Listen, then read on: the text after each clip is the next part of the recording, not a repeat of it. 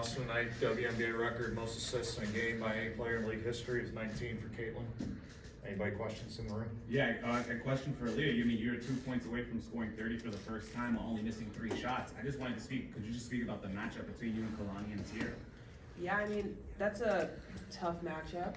I think to start the game too, they really capitalized on getting deep steals, and so for me, I'm not very happy about that because I mean that just gave them some easy buckets that they didn't need. But I mean, they're great post players, and then for me on the offensive end, I feel like I was just getting to the right spots, being able to attack.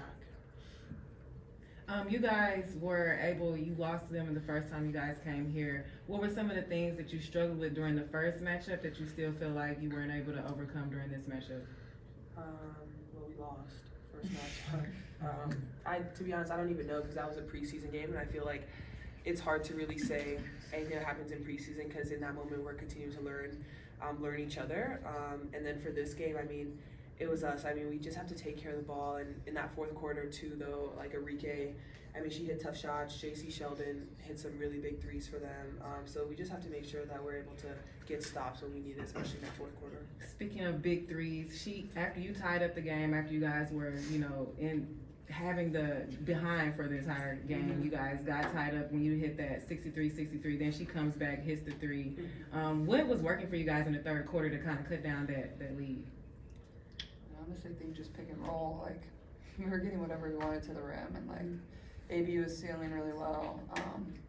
Like offensively, we were able to get whatever we wanted all night. It felt like it was just our defense. Like we gave up 28 points off turnovers, and I think 20 of those were in the first half. And like so that really kills you to start the game. And just got to do a better job of taking care of the ball. Like you have 100+ points, you're not going to win very many games. Like that's just the reality of it. But we did a pretty good job of hanging with them and probably gave people an entertaining game. It was fun there in the last 4 minutes. It was pretty back and forth, I guess. Caitlin, what does that record mean to you? She's going to say it means nothing, but I think it's pretty cool. I think that's pretty cool, so sorry.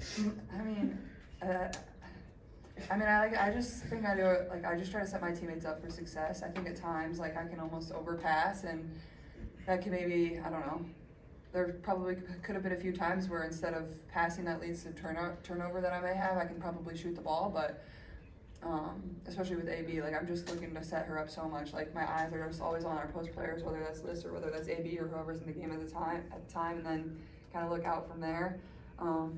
But yeah, I mean, we still didn't shoot it very good from 3, and I thought we finished really well around the paint. I'm sure our points in the paint were pretty good, 62 points in the paint. So yeah.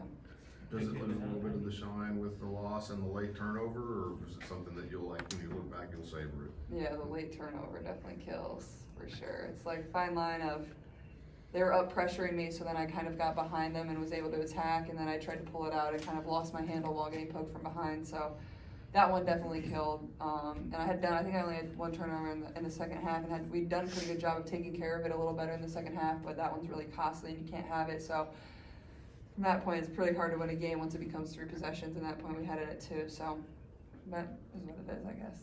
Caitlin, can you just tell me a little bit about the growing chemistry you have with Melissa Smith specifically? Can you just kind of tell me about that? Yeah, I think Liz does a really good job of putting herself in a position where she knows she can get the ball and then go and finish. I think she runs the floor really well, especially in transition when we get it off a steal. We've had quite a few plays this year where they're just really excited and the crowd kind of goes crazy. So she finishes really well around the rim. She's just so athletic. She can just make plays that a lot of 4 players in this league cannot make just because of her size and the way she can move. So I think I'm just always trying to set her up, whether it's her being in their short corner spot or running to the rim. Those are positions that I think we can put her in to be successful. What do you think about? I'm sorry? What do you think about Melissa's development? Yeah, I feel like Caitlin said it best, just Liz being able to do a lot of stuff that other fours can. I think she's always at an advantage, especially on the offensive end. She runs the floor really hard. She rebounds the ball really, really well, and so, I mean, she's just that player for us. Hey, Caitlin, how do you build on a game like this? I mean, we broke a record, and also just like some of the key things that you saw in the game that you can carry over to the rest of the season.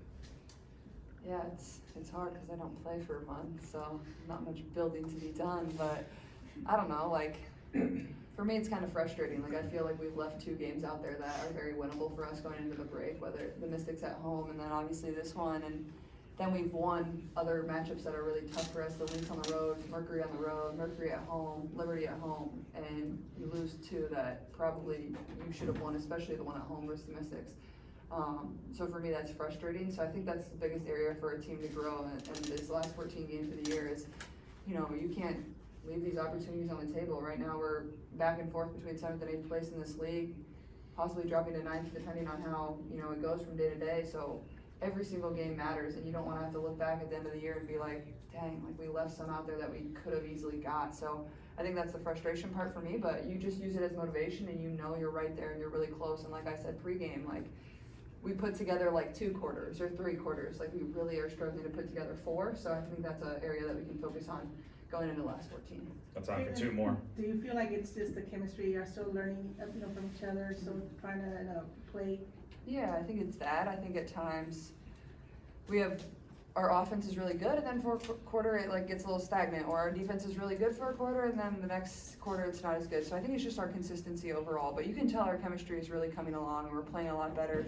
If you watch a game from the beginning of the year, one of like our first 5 games, and you watch the game now, like you would think we're a completely different team with completely different players. So I gotta give our group a lot of credit, our coaches a lot of credit for everybody just really buying in and continuing to improve. And you know, our goal is obviously to get back to the playoffs. Haven't been there since 2016, and right now we're in a position to do that. So that's exciting, and that's something to build off of. But at the same time, we just know we can be so much better, and that's what we're looking forward to. Last one's gonna come on Zoom. Alexa, go ahead. Hey guys, just kind of going off that point, Aliyah, maybe if you want to chime in too. I know you wanted a different result today, but if you can take that like big picture look, I mean, can you take in a lot of positives from just, especially this month of July, what you were able to accomplish and put together and the chemistry you're able to build, and how much confidence is even, you know, in light of tonight, do you have moving forward? Yeah, I mean, we've won some pretty big games this month, and I think that shows that, one, we can compete with the top team in the league, but I think it also shows that we have to be ready every single night. Like I think Caitlin said it best, like 2 games that we definitely dropped that we should have won, but I think just looking into the remainder of this season, like when we come back, we just have to be ready to compete, because these are the last 14 games that we have, and we are trying to make it back to the playoffs, and I think we are in a good position, but we just have to make sure that we're able to capitalize on all these games. All right, thank you.